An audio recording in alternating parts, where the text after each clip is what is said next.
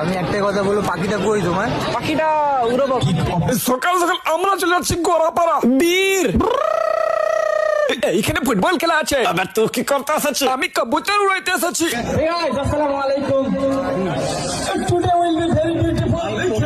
Right now.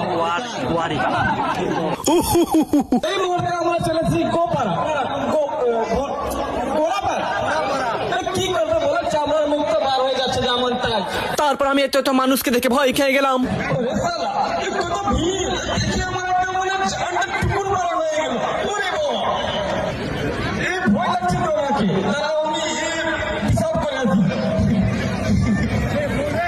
তারপর আমি আমার সেলিব্রিটি কবুতর থেকে বার করলাম। আল্লাহ সঞ্জু, সেই কবুতর উড়ায়ু বেটা। তারপর আমি ঘোড়ার মতো দৌড়তে লাগলাম গ্রাউন্ডের মধ্যে।